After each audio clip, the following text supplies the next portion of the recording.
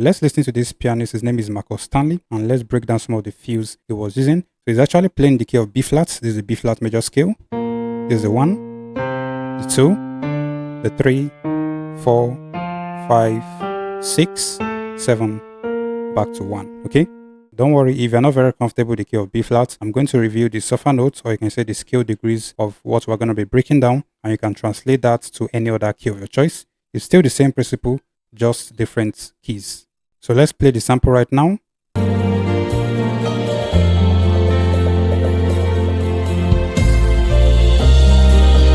Wow, see this beautiful arpeggio pattern?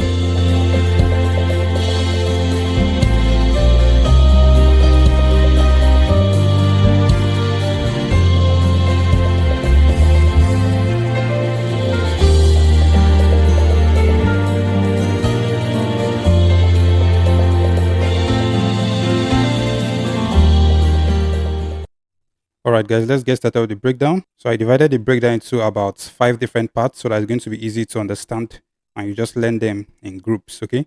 So let's get started.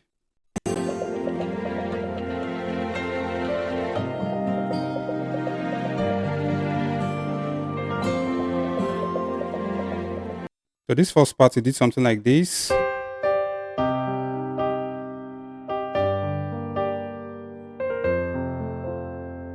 Okay.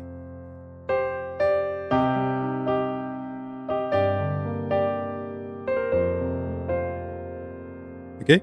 So what was he doing? Remember, the progression of this part is he started from the second chord in the key of B flats, which is this 2, 6, 5. Okay.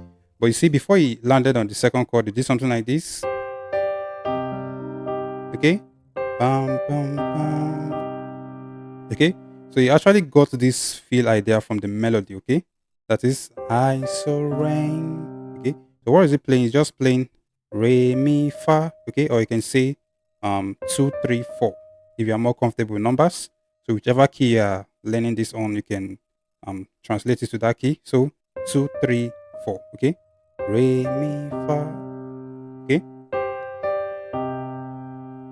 This is actually a very cool feel we can use when approaching the second chord. Let's try it another song. Let's say He Has Made Me Glad, okay? So, He has made me glad. I am so glad. I will rejoice, for He has made me glad. Okay? You see what I did? I am so glad. Then when I was going to the 2, I did this. Okay? Re, mi, fa. Okay, instead of just going to the 2 direct, I did like this. Okay. So this is something we can try out. The next thing he did when I was approaching the 5th chord was this.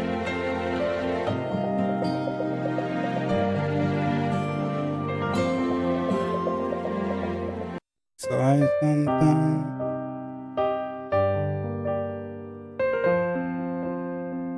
okay, you see? He did this before approaching the 5.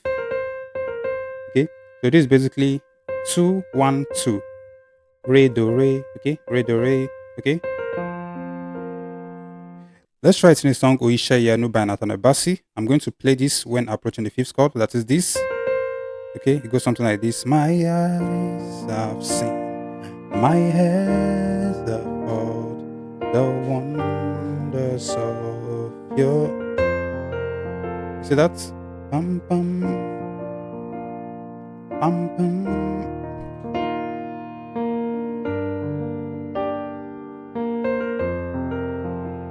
See that? So what I did when I was approaching the 5th chord. Okay, so this is a very cool feel. So let's proceed.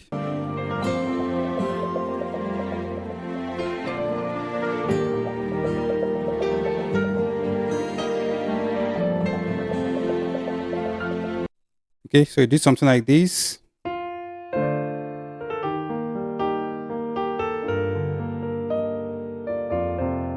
Then it did something like this at the upper part of the piano. Okay. So let's see what we can pick from this part. So it did something like this. Okay. That's what I did. Okay. So you pick this from the melody. That is withholding nothing. Okay, something like that. But the key part I want to emphasize is what he did when he was approaching the 4. You see this? As a 1-7-6. So this is a very cool stuff. I think I've broke down this something like this before in the past. This is a very cool stuff you can use when approaching the 4th chord. So this is the evidence. You see that? Let's try it in the song Goodness of God by Sis Winners. So it goes something like this. Your goodness is running after, it's running after me. Your good, it's running after me. Okay, it's what I did at this part. That is your goodness. Okay, this is the 4th chord. That I use the 1-7-6. Okay, sorry. Your goodness is running after. Okay, this is the 4th chord in B flat. So before I landed on this, I did. Okay, you can try it also at the upper part, something like this. Okay, you can even use octaves, something like this. See that?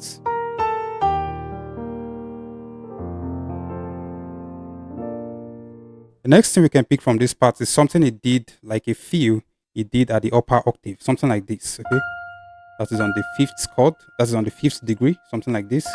So just take a look at it again.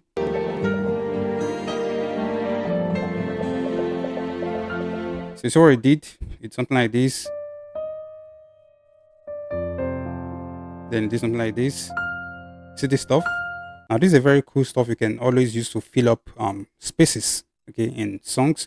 When there's an empty space, you can just play something like this before you continue, something like this. So let me give you an example. Let's say let's pick the song You Carry Me. It's a popular worship song. So it goes something like this. You carry me when some carry their gods. You feel me, Lord, when some feel their gods. Okay? You see, there's a lot of space in the progression of the song. That is, you carry me. We started from the 4, and then we go to the 5. When some carry their gods, 1. Now there's a lot of space before we now continue. The second line, you feel me, Lord, when some. Okay, so what we're going to do now, you see those spaces. Okay, those spaces in the progression of the song. We're going to insert this stuff. Okay, we're going to use it to fill up the space. And this is actually one of the applications of this cool stuff we did at the upper part of the piano, something like this. You can use it to fill up spaces in the progression of songs. So this is what I mean. It goes something like this. You carry me when some carry their gods. You feel me, Lord. You see? When some feel their gods. You fought for me when some. Okay, so you see those stuff I'm just adding, all this stuff. This is something beautiful you can start implementing today. Whenever there's just some sort of space in maybe the progression of the song, you just insert it at the upper part of the piano and it sounds beautiful. So let's proceed.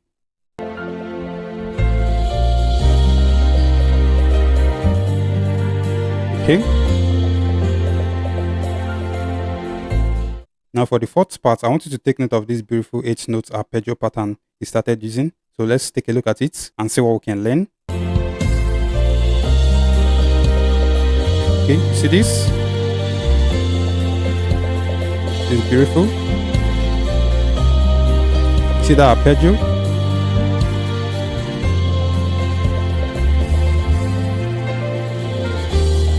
Okay, so you see what we were doing, something like this.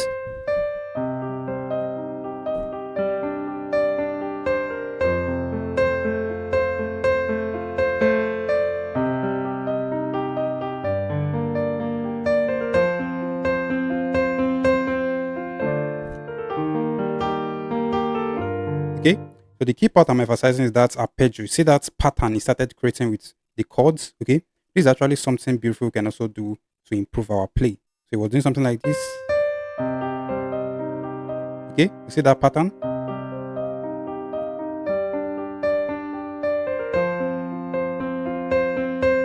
Okay, so you see that pattern? Instead of just playing the chords in block form like this, which most beginners will do, he was adding some sort of pattern to it.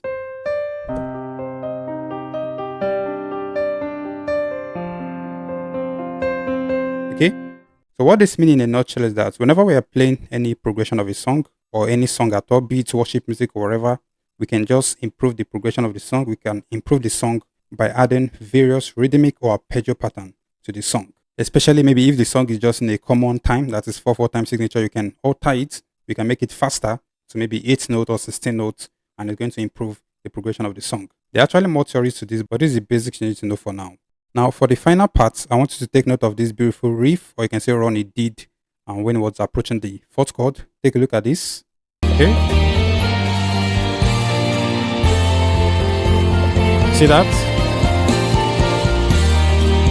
Okay. So you see that beautiful run it did? Let's take it again.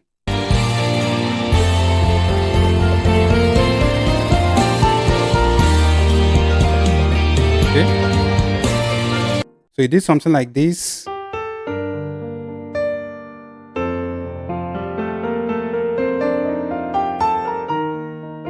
Okay, before you landed on the fourth chord.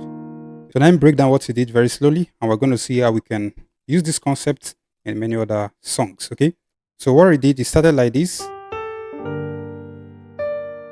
He landed on the fifth chord, and then he started applying the run. Okay, something like this.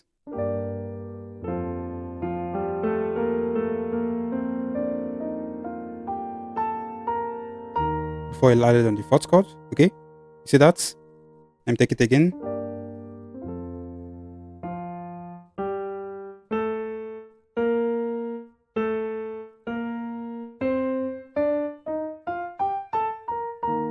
Okay, so that's the 5, 6, 7, 1. Then it went down 7, 1, 2, 3, 4, 5, 6, 7, back to before you landed on the fourth chord. Okay, so what is it doing? It's very simple. This is just something I call, let's say, diatonic run. Okay, I call it the diatonic run, or you can say just a major scale run. Okay, so it's just using the scale, that is the major scale of the current key is on, which is B flat. Is using it to fill up those spaces. Okay, to create that sort of tension before landing on the fourth chord. So you just see that. Just using the note of the scale. This is the note of B flat major scale. That is this. Okay, you see this note? We were just using it. Okay, and this is also something we can use in our worship. Let me give you an example. Let's pick the song I Won't Go Back by William McDowell. It goes something like this.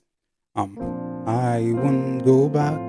I can go back to the way I used to be before your presence came and changed me.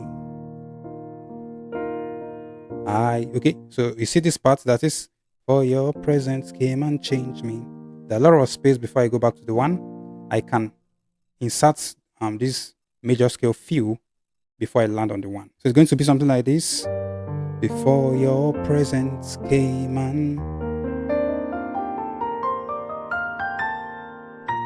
I won't go back. See that?